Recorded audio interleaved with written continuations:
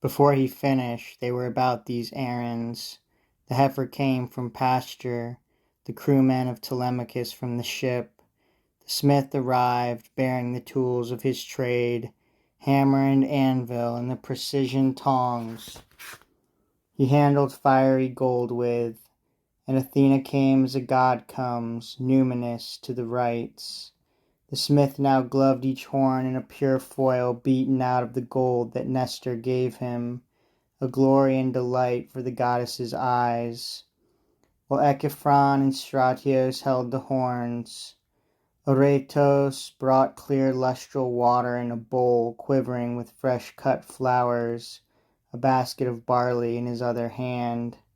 Thrasymedes, who could stand his ground in war, stood ready with a sharp two-bladed axe for the stroke of sacrifice, and Perseus held a bowl for the blood. And now Nestor, strewing the barley grains and water drops, pronounced his invocation to Athena and burned a pinch of bristles from the victim.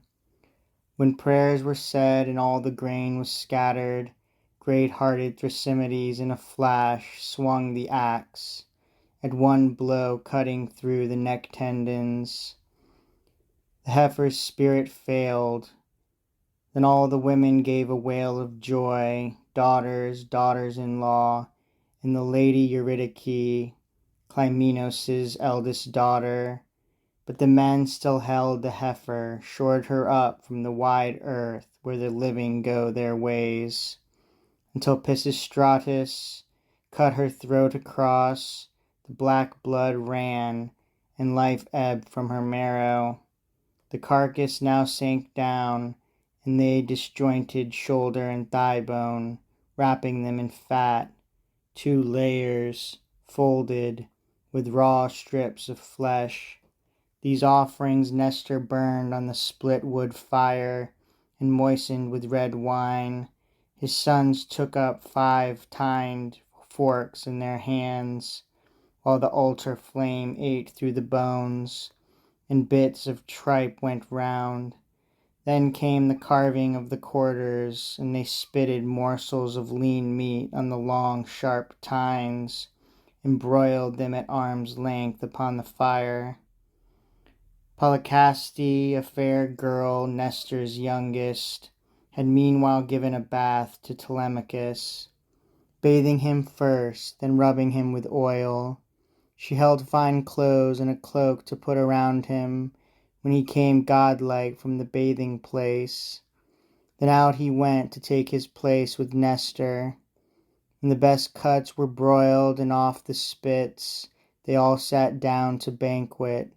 Gentle squires kept every golden wine cup brimming full, and so they feasted to their heart's content, until the prince of charioteers commanded, "Sons, harness the blood mares for Telemachus, hitch up the car, and let him take the road."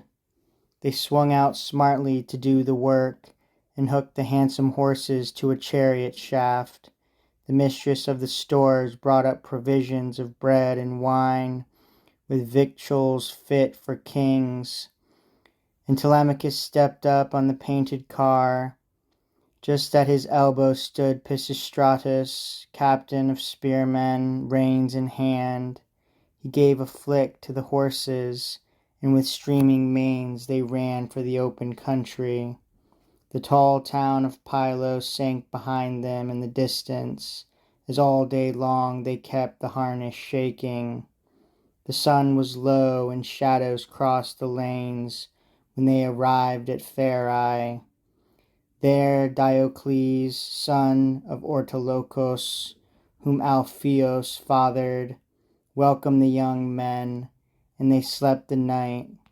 But up when the young dawn's finger-tips of rose opened in the east, they hitched the team once more to the painted car, and steered out eastward through the echoing gate, whipping their fresh horses into a run. That day they made the grainlands of Lacedaemon, where, as the horses held to a fast clip, they kept on to their journey's end. Behind them the sun went down, and all the roads grew dark.